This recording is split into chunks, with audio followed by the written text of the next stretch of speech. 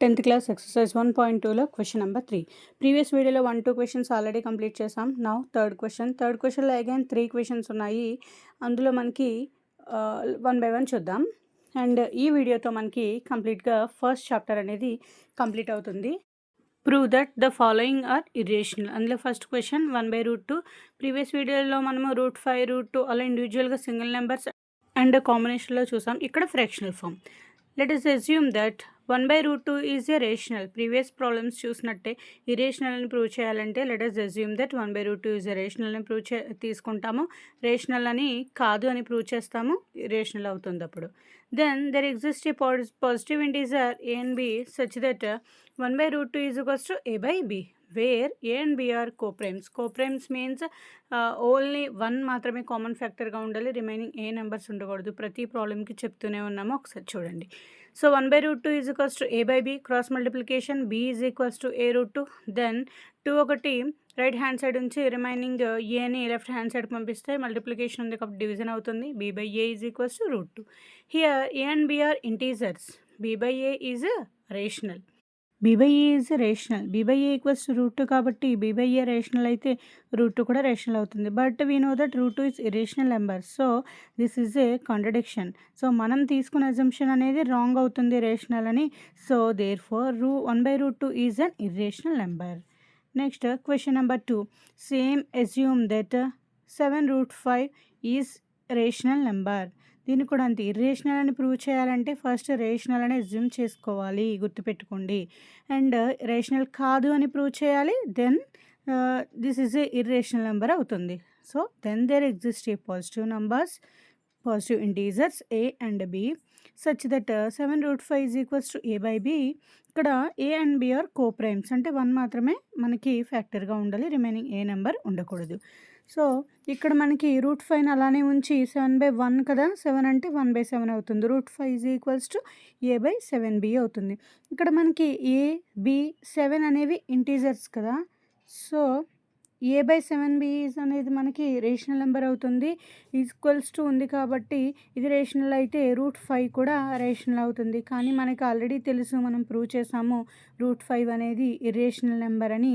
So మనకి వచ్చిన the wrong అవుతుంది. ఎందుకు రాంగ్ అయింది? √5 అనేది మనం రేషనల్ అని కన్సిడర్ చేసుకున్నాం కదా. So this is a contradiction. So our assumption is wrong. మన అజంప్షన్ ఏంటి? √5 ఈజ్ రేషనల్ అనే అజంప్షన్ రాంగ్ అవుతుంది. So therefore √5 is an irrational number. ఒకసారి రీకాల్ చేసుకోండి. 7√5 అనేది రేషనల్ అని తీసుకుంటాము. a by b అనేది రేషనల్ నెంబర్కి కన్సిడర్ చేసుకుంటాము, ఈక్వల్ చేస్తాము.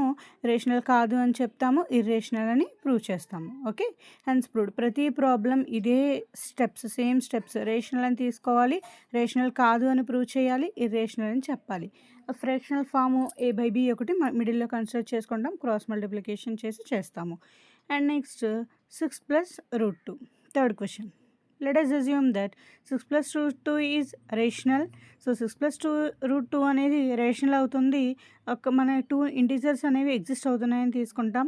ఈ సింబల్ని దెన్ తర్వాత ఉన్న సింబల్ దేర్ ఎగ్జిస్ట్ అని చదువుతాం. మీకు తెలియడం కోసం సింబల్ ఫామ్లో రాశాను.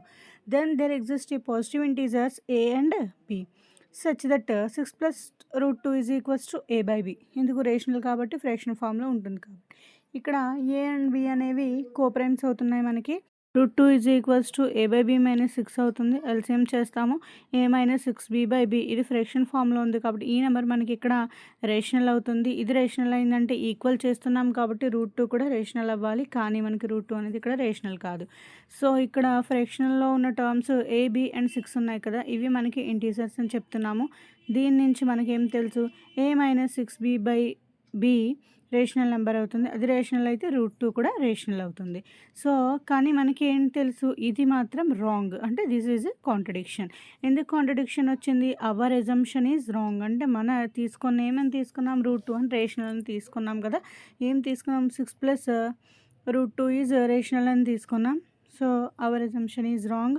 కాబట్టి we conclude that 6 + √2 is irrational number. Okay, hence proved. ఈ థర్డ్ క్వెషన్‌లో 3 క్వెషన్స్ ఉన్నాయి. ఈ 3 క్వెషన్స్ మనకి ఎక్సర్సైజ్ 1.2 కంప్లీట్ అయింది. అండ్ ఈ వీడియోతో మనకి total 10th class first chapter real numbers అనేది మనకి కంప్లీట్ అయింది. ఒకసారి చూడండి. 6/9 కదా! 6ని 2 ఇంటూ 3, 9ని 3 ఇంటూ 3గా రాయొచ్చు. ఇక్కడ మనకు ఫ్రాక్షన్ 2/3 కదా మిగిలింది. ఈ రెండిటికి ఉన్న కామన్ ఫ్యాక్టర్ ఏంటి మనకి 1. అంటే ఇక్కడ 2, 3 అనేవి కోప్రైమ్స్ అవుతాయి. అంటే కామన్ ఫ్యాక్టర్ ఎక్కడ మనకి 1 మాత్రమే ఉంటుందో దాన్ని కోప్రైమ్స్ అంటాం. ఇందులో కోప్రైమ్స్ అనేది వర్డ్ చాలా రిపీట్ అవుతుంది. ఒక్కసారి దాన్ని చూడండి.